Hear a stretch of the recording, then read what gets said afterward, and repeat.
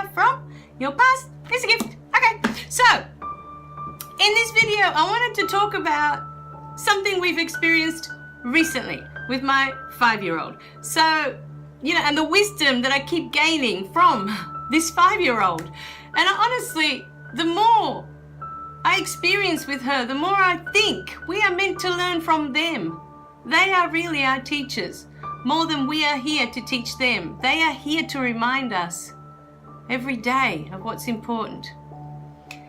So the latest thing that I've learned from her, and the more I learn, the more I keep thinking I'm going to have to write a book called The Wisdom of a 5-year-old, because they just teach us so much every single day if we just pay attention, to what toddlers have to say. But looking back at the last 2 or 3 years, that she's been here with me in my lessons, we've had 2 girls that have come to the lessons, both with the same name. So I was going to say let's call them Emma, just for, calling them something. So just a random name. So the first Emma is the firstborn of 3 girls. And the second Emma is the lastborn of 4. So she had 3 other siblings at home, and she was the youngest of all these siblings. Now, when these 2 Emmas used to come, and they'd come on the same day, funny enough, and they were both the same age. They were both 7 at the time. And the first Emma, that was the eldest of 3 girls, used to be the most considerate little girl with my daughter, because she was only 3 at the time. I remember there's quite a big age gap between them, but she was so kind to her, and she always made time when she finished her lesson to spend at least 5 minutes playing with her. She made that time, and she was just gorgeous watching them, how she'd interact with her, and she was so gentle and just so beautiful, and so motherly, she mothered her, and I just thought that was so cute, And then the other Emma, the second Emma, would come an hour later, and totally different attitude. She would, my little one would try to be talking to her, and try to talk to her, and she would just ignore her sometimes, like not answer her at all, like she wasn't even there. Most times, and this is what used to frustrate my little one at the time, she would grab her toys, whatever toys my little one had left around at the time, she would grab them.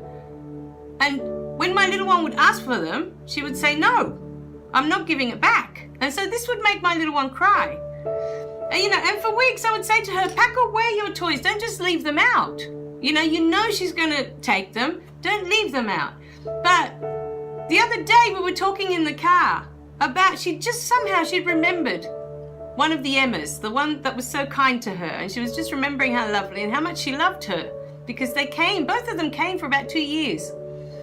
And, we're talking about how lovely she was. And so I asked her at the time her thoughts on the other Emma, that was the same age. And she was like, "Oh, I don't like that Emma at all. She used to make me cry."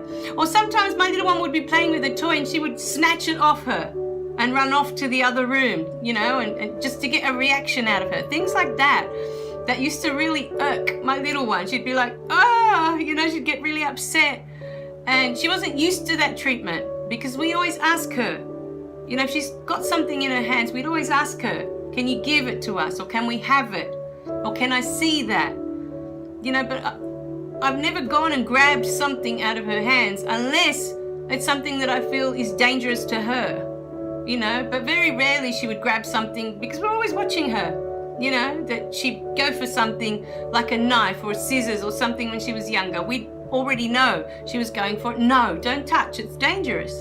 So I wouldn't have to snatch things out of her hand. She wasn't used to that, or doing that to others. She wasn't allowed to do that to other kids, So this little girl would come and do all these things to her, and talk to her.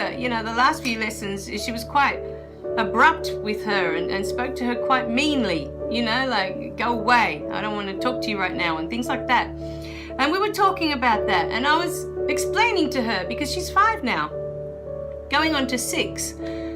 And I was explaining to her, "See, 2 girls, Same name, same age, and how different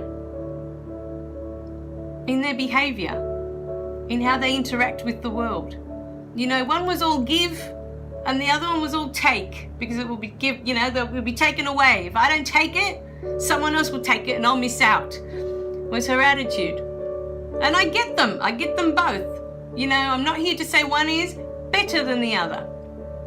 But my teaching to her that day was that there's going to be many Emmas in your life.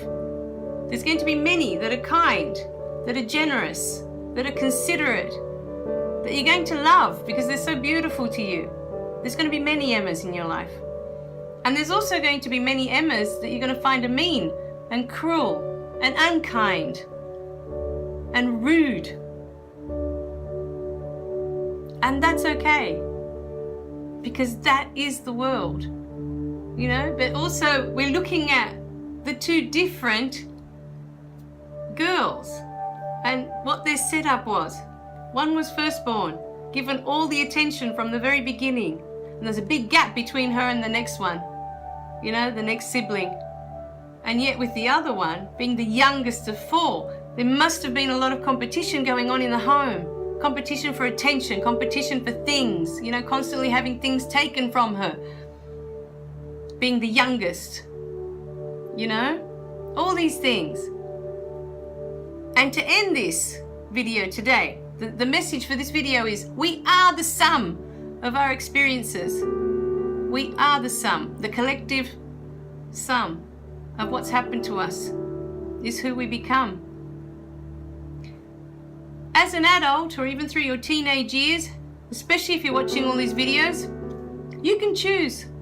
You can let all of those events, what's happened to you in your life up until now, you can let that define you, and you can be that for the rest of your life. But you always have a choice, always. If that doesn't make you feel good as a person, as a human being, you always have a choice. Change it. Do something else. Do something that makes you feel good about who you are. You always have that choice. You, in your life, always have the choice which Emma you want to be. All right, my darlings. Remember to click like and subscribe below so you don't miss any of the messages. And I'll see you in the next video. Remember to share, okay? Because sharing is caring. Love you guys. Bye for now.